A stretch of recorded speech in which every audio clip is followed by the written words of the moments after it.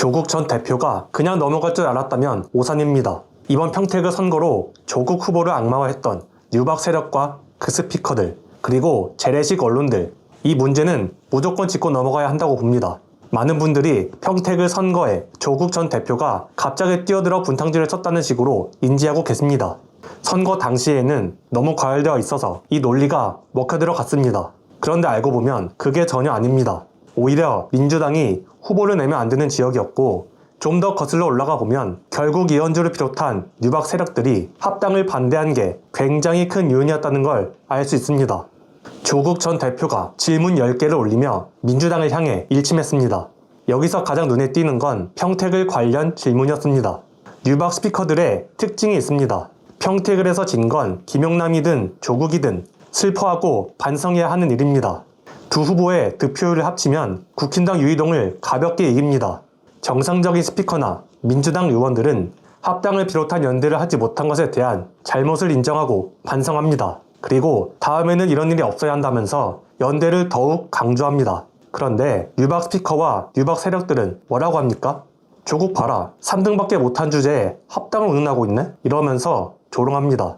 즉, 이자들에겐 같은 민주진영의 패배에 대해 공감할 수 있는 능력조차 없다는 겁니다. 그런데 이 지역은 김용남을 밀어준 뉴박 스피커들이 굉장히 큰 잘못을 한 지역인 게 뒤늦게 드러나고 있습니다. 조국 전 대표도 이 지점을 짚었는데요.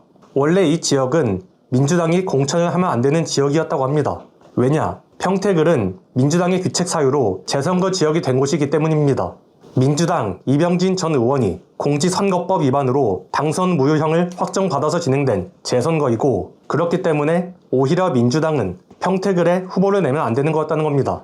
실제로 민주당은 귀책 사유로 생긴 자리에는 공천을 안 했었습니다. 그런데 이번에는 김용남을 공천했고, 김용남을 밀어준 게 뉴박 세력들이라는 것도 드러나고 있습니다. 이런 자들이 조국의 낙선을 비하하고 조롱하고 여전히 연대를 반대하고 있습니다. 얼마나 모순적이냐 이겁니다. 이미 이번 지방선거가 합당을 비롯한 연대의 증거가 되고 있는 겁니다. 이긴 지역들도 2%에서 3% 내외 차이로 이겼고, 패배한 지역도 마찬가지입니다. 원래 총선이든 지선이든 2% 정도로 갈리는 싸움이기 때문에 그 상대가 아무리 국힘이라 해도 무시하고 안심하면 안 되는 게 선거이기도 합니다. 특히 연대의 중요성을 가장 잘 보여준 것이 어디죠? 울산시장입니다. 울산시장은 민주당이 굉장히 잘못한 지역이었습니다. 그러나 그럼에도 진보당과 조국혁신당이 연대와 단일화에 마음을 열었고, 그 덕분에 당선된 지역이 바로 울산시장 자리입니다. 이걸 보고도 뉴박 세력들은 조국혁신당을 비롯한 진보 진영 다른 정당들을 무시합니다. 즉, 이 자들은 민주 진영이 잘 되는 것보다 분열되는 걸 원하고 있다는 것이죠. 정청래 대표라고 책임이 없겠습니까? 당연히 있습니다. 당대표로서 하지 못한 것들도 있기 때문에 이에 대해선 우리도 비판을 해야 합니다. 그러나 책임 여부와 상관없이 모든 책임을 정청래 대표한테 떠넘기는 건 너무 의도적이고 노골적이라는 겁니다. 그리고 뉴박 세력들의 말대로 이런 방향으로 간다 해서 민주당과 정부에 도움이 되는 건 전혀 없다는 게 중요합니다. 오히려 이미 조국 혁신당은 민주 진영 지지자들이 원하는 방향으로 걸어가기 시작했습니다. 최근 문조 털레우를 비롯한 혐오와 조롱의 언어, 그리고 여기에 가짜뉴스까지 더해서 민주 진영 지지자들과 민주 진영 인사들을 공격하기 시작했습니다. 놀랍게도 이건 국힘에서 나오고 있는 공격이 아니라 민주 진영을 참칭하는 뉴박 세력들로부터 나오고 있는 공격입니다. 이제는 노무현 전 대통령과 유시민 작가, 그리고 이화 여거, 노무현 재단까지 공격하기 시작했습니다. 보수 정권에서도 건들지 않은 노무현 재단이고, 윤석열 정부에서 털어도 나온 게 없었던 유시민 작가입니다. 이 두 주체를 건들기 시작한 이상 이제는 해명으로만 대응할 수 없다는 판단을 하기 시작했습니다. 놀랍게도 그 조치를 어디서 가장 먼저 예고했냐? 조국 혁신당이었습니다. 신장식 당대표 권한대행이 기자회견을 열었는데요. 관련 발언 영상으로 보고 오겠습니다.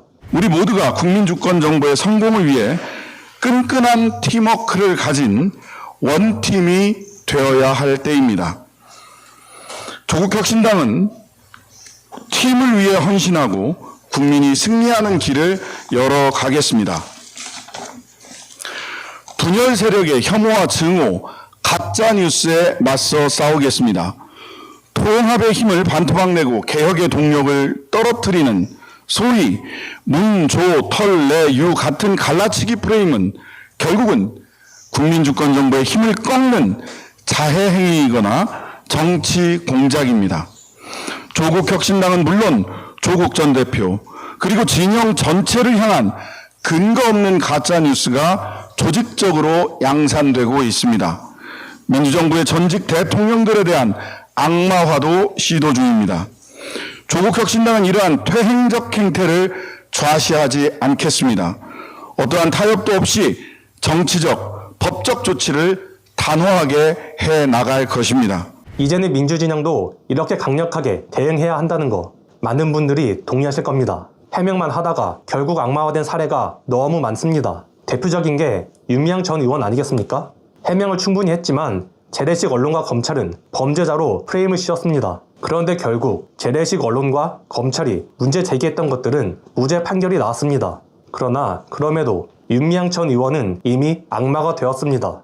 이게 저쪽에서 원하는 결과인 겁니다. 꼭 법적 책임을 지지 않아도 여론적으로 악마가 되면 저쪽이 원하는 바를 이뤄내는 거라는 겁니다. 지금 유시민 작가를 향한 공격도 그런 겁니다. 유시민 작가가 노무현 재단을 이용하고 돈을 뒤로 해먹었다는 식으로 프레임을 만듭니다. 민주진영 지지자들은 그게 아니라는 걸 설명하지 않아도 압니다. 그러나 정치 저관여층들은 이걸 사실인 것처럼 받아들입니다.